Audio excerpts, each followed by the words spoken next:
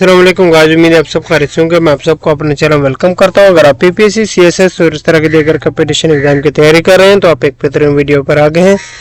हम आज इसकी वीडियो में ऑस्ट्रेलिया कंटिनेंट को डिस्कस करने जा रहे हैं।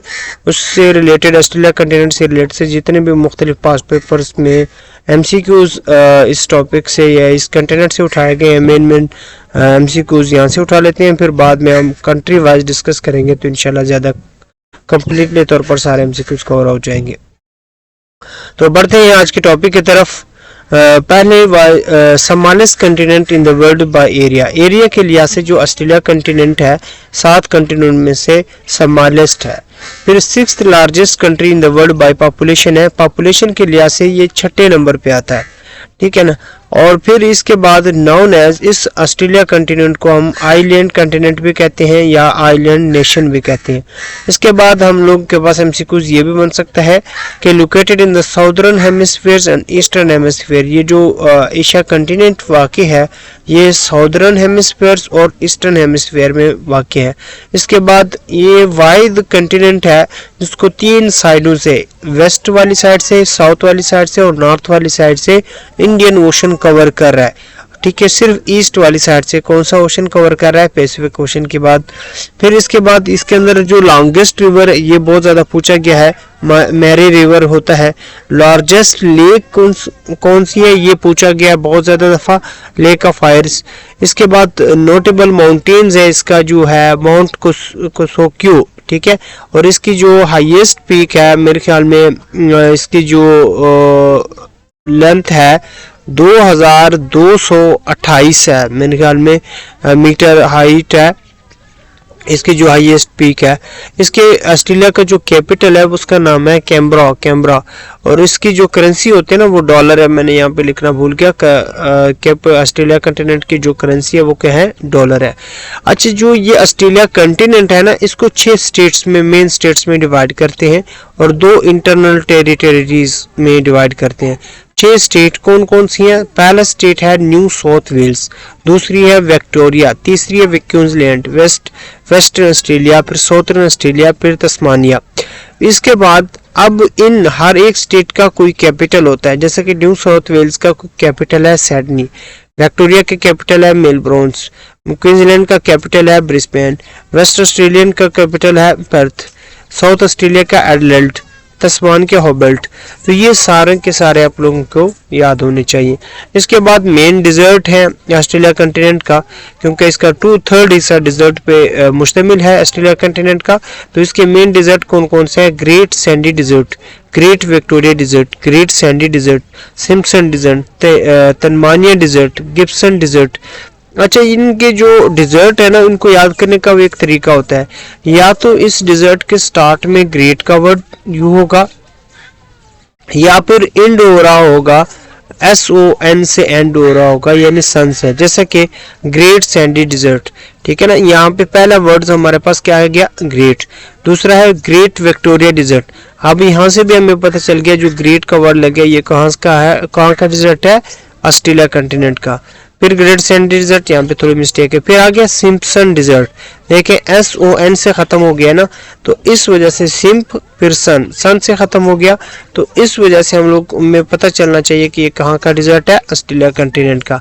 फिर ये ग्रेट तनामी डिजर्ट है, तो यहाँ पे भी ग्रेट का वर्ड आ गया, तो यहाँ से हमें पता चल गया कि ऑस्ट्रेलिया कंटिनेंट का है।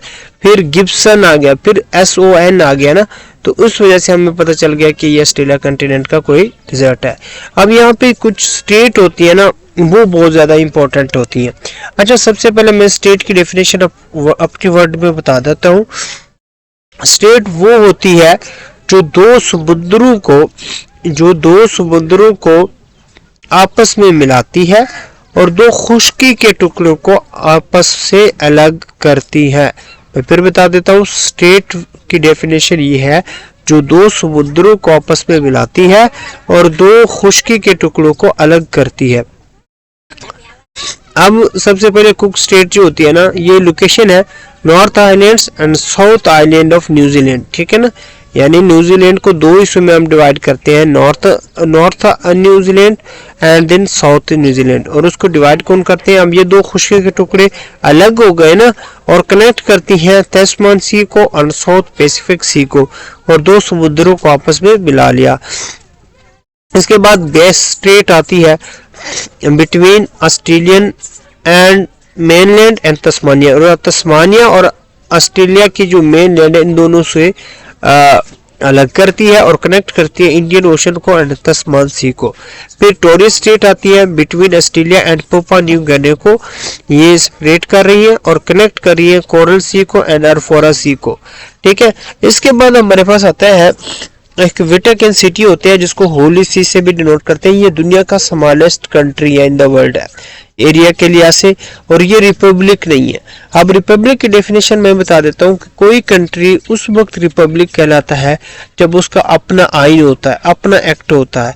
ठीक है ना, जैसे पाकिस्तान एक रिपब्लिक कंट्री है क्योंकि उनके पास एक अपना आइन है जो 1973 में बना था, क्योंकि 3 आइन थे ना, 1973 अभी चल रहा है, इस वजह से हम पाकिस्तान को क्या कहेंगे? रिपब्लिक कहेंगे। अब वेटिकन सिटी का कोई अपना आइन नहीं है तो इसलिए हम रिपब्लिक नहीं कह सकते हैं। ये कहाँ पे वाक़ है? यूरोप के अंदर वाक़ है। इसके बाद Monaco second smallest country in the world है। ठीक है, पहला हमारे पास वेटिकन सिटी, दूसरे नंबर पे मोनाको है smallest country in the world, लेकिन ये दोनों रिपब्लिक नहीं है। It is located in Europe.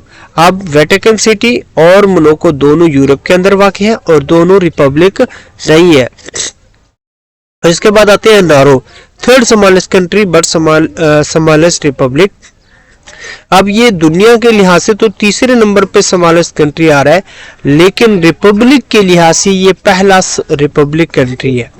ठीक है, यानी ऐसा कंट्री जिसके पास अपना आइन मौजूद है, तो उनमें जो स्मॉलेस्ट कंट्री है वो नारो है, और ये ऑस्ट्रेलिया के अंदर वाक़ है। अब ऑस्ट्रेलिया के अंदर टोटल जो कंट्रीज हैं वो 14 हैं। अब इसके बाद आते हैं Papua New Guinea, exact count about 839 language as of recent estimate होते हैं। ठीक है, पापुआ न्यू गिनी एक वाइड कंट्रीज है जिसके अंदर दुनिया के ममालिक में से सबसे ज्यादा मुख्तलिफ लैंग्वेज बोली जाती हैं। तो रिसेंटली काउंट के मुताबिक 839 लैंग्वेज पापुआ न्यू गिनी के अंदर बोली जाती है, जो दुनिया के 12% लैंग्वेज सिर्फ एक कंट्री के अंदर बोली जाती है। इसके बाद आती है ostrich. Ostrich are not native to Australia, ये ऑस्ट्रेलिया के अंदर पाया तो नहीं जाता, उनका नेटिव नहीं है, ये नेटिव है अफ्रीका का, लेकिन ऑस्ट्रेलिया के लोग इसको बहुत ज्यादा फीडर्स के तौर पर, खुराक के तौर पर बहुत ज्यादा चीजों के लिए यूज करते हैं। ठीक है, शौक के लिए भी करते हैं, तो इसलिए ऑस्ट्रिच के बारे में भी एमसीक्यूज बन सकते हैं कि ऑस्ट्रिच जो है ना largest bird in the world है, लेकिन फ्लाई नहीं करता। ठीक है, largest bird in the world but can not be fly. दूसरा है can grow up to 2.7 meter 9 feet tall होता है। ठीक है, फिर तीसरा एमसीक्यू इसके लिए पूछ सकते हैं कि laid biggest egg of any living animals, जो इसका अंडा है ना ये सबसे बड़ा अंडा है बाकी जानवरों के मुकाबले में। और एक और एमसीक्यू जो पूछा गया है कि इसकी आई की साइज है, जो आंखों की साइज है, वो इसके दिमाग की साइज से बड़ा है। इसके बाद अल्नूर मस्जिद के ऊपर BMCQs आया हुआ था।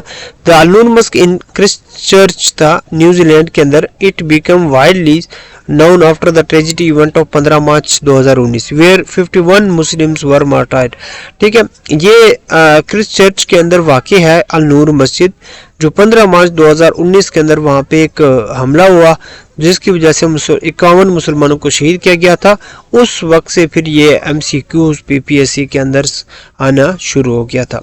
इसके बाद आते हैं uranium is the main revenue of Australia होता है। ठीक है, but uranium is the main production of Kazakhstan होती है।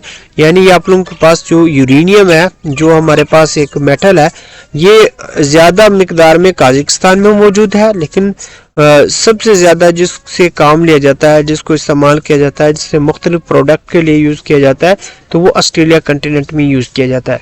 Australia continent has 6 star in the flag. Australia के अंदर हमारे पास 6 स्टेट्स है ना, तो इस वजह से इसके फ्लैग में कितने स्टार है? 6 स्टार है, ये पूछा गया है। ऑस्ट्रेलिया का टोटल एरिया के मुकाबले में 2/3 उसका डिजर्ट पे कंटेन करता है। न्यूजीलैंड को जो डिनोट करते हैं ब्लैक कैप से डिनोट करते हैं, और ऑस्ट्रेलिया को डिनोट करते हैं कांगरू से। और आखिर में जो एक MCQ पूछा गया है, 26 जनवरी is the Australia day. Australia का जो दिन मनाया जाता है वो कौन सा दिन मनाया जाता है? 26 जनवरी को मनाया जाता है, जैसे कि 14 अगस्त पाकिस्तान का डे मनाया जाता है या फिर पाकिस्तान की जो इंडिपेंडेंस डे मनाया जाता है 14 अगस्त। इसी तरह ऑस्ट्रेलिया का जो 26 जनवरी है वो इंडिपेंडेंस डे मनाया जाता है।